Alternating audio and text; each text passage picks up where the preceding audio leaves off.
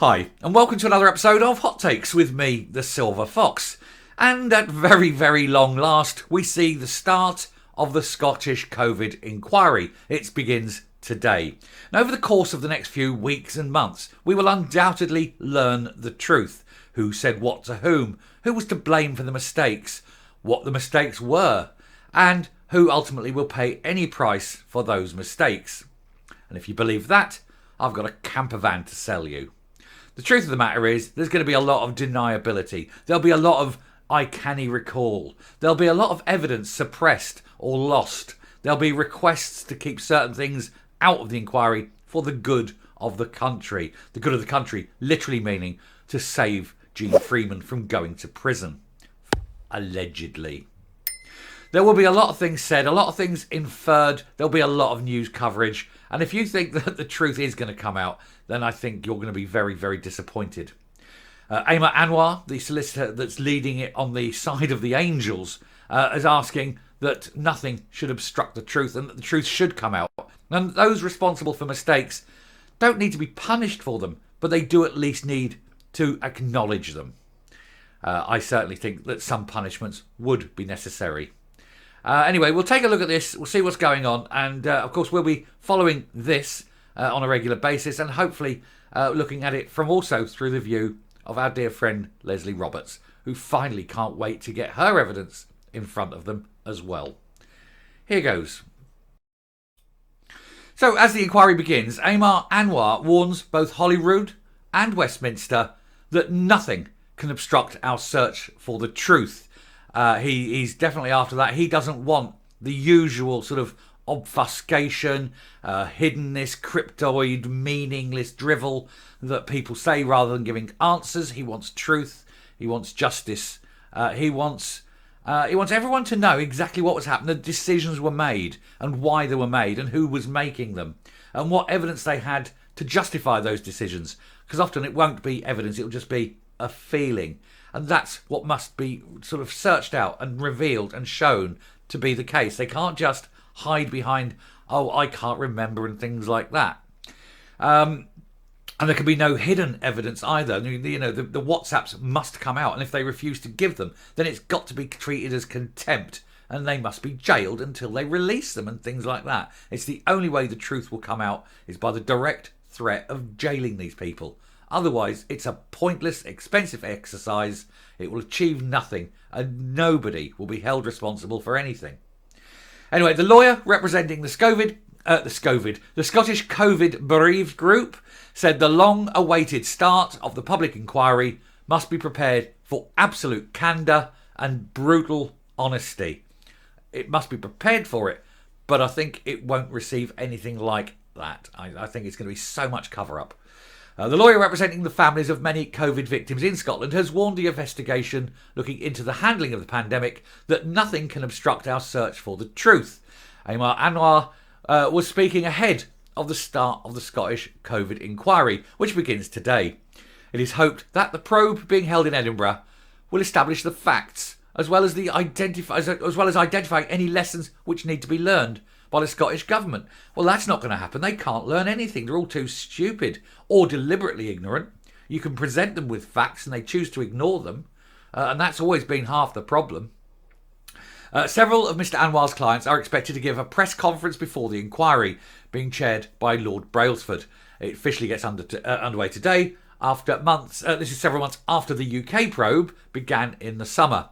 The lawyer said it was vital that lessons are learned from how Nicola Sturgeon and the Scottish authorities reacted to the pandemic. Well, we know it became another option for her, another opportunity to push the independence message. Look how we're doing things differently. Look how this is what they're doing in England, but look, we're doing it much harder in Scotland. Scotland's mammy was there and she was pushing harder, longer, deeper, faster. But for no reason other than just to grandstand and look good. There was no, for most of what she was doing, there was no absolute scientific reason for any of it. He explained, the Scottish Covid bereaved welcomed the long-awaited start to the Scottish Enquiry. We asked that all the witnesses who appear at the inquiry speak with absolute candour and are brutally honest, as without that honesty we will never learn the vital lessons to ensure that when the next inevitable pandemic comes, the one they're prepping us and gaslighting us for now as they get everything ready, so they can make even more money off us and take more of our freedoms away. It's coming. It says we're able to save thousands of lives and avoid the unnecessary suffering endured by so many in the COVID-19 pandemic. A lot of that suffering, of course, was brought on deliberately by the SNP, allegedly. The way they forced untested people into old people's homes and things like that, allegedly. According to the National Records of Scotland, as of the 4th of June 2023, there were 17,646 deaths in Scotland where COVID was mentioned on the death certificate, but was not the cause of death. I mean, it was quite literally, we saw this at the time, where there was somebody who was actually run over by a bus or a car or something, and that would have been the cause of death, being hit, massive trauma from car. But because he tested positive for COVID, they put COVID on the death certificate. It wasn't the COVID that was driving the car, for heaven's sake. Anyway, each of those deaths not only represents an individual tragedy, but has affected the friends and family, the loved ones of each of those who've died. No person, no institution, no matter how powerful, whether it be in England, Scotland, Wales or Northern Ireland, Westminster or Holyrood, can obstruct this search for the truth. You can guarantee that they will. They will absolutely obstruct it. Nicola Sturgeon won't say anything approaching the truth. Jean Freeman won't say anything approaching the truth. None of them will admit what they've done or said because they know that admittance could end up with them doing a long time behind bars, allegedly. Among the relatives due to speak at the press conference will be Margaret Waterton, 66, who lost her husband David, aged 71, and her 86-year-old mother, Margaret Simpson. Speaking to the BBC Scotland earlier this year, Miss Waterton said, "Every day I feel guilty thinking, did I fight hard enough for my husband and my mum? COVID affecting every citizen. Those of us who have been bereaved have paid the heaviest price." Well, it doesn't help when you go into hospital and they were just writing "do not resuscitate" without any consultation. Just don't resuscitate. And then basically leaving them at the whims. They weren't even treating these people properly. And when they were treating them, they were treating them to end-of-life care, palliative care that is basically euthanizing people.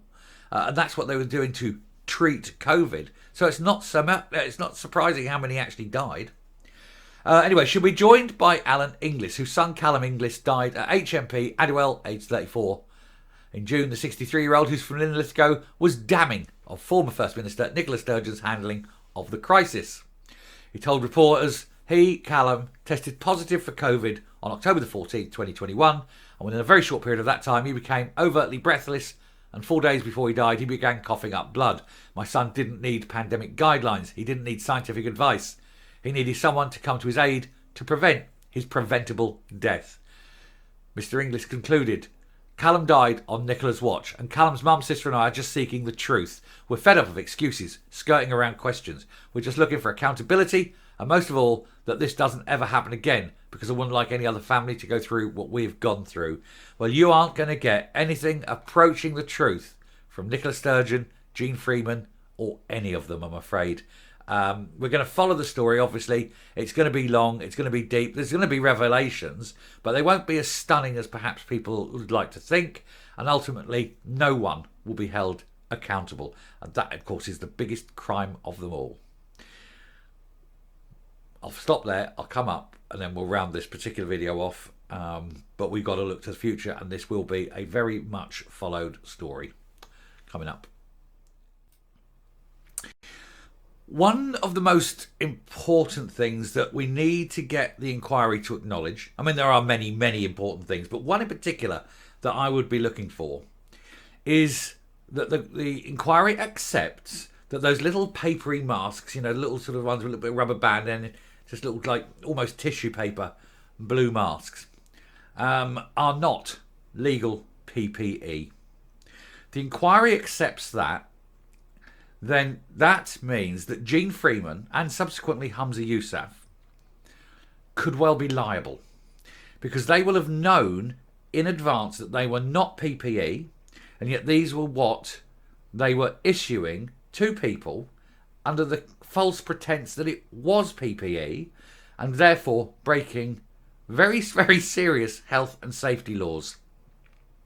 And breaking health and safety laws is a very serious matter. There is an unlimited time in prison and there is an unlimited fine. And if this inquiry finds that particular thing to be true, that those masks are not legal PPE. Now, we know they're not anyway, but we've got to find the inquiry to admit that.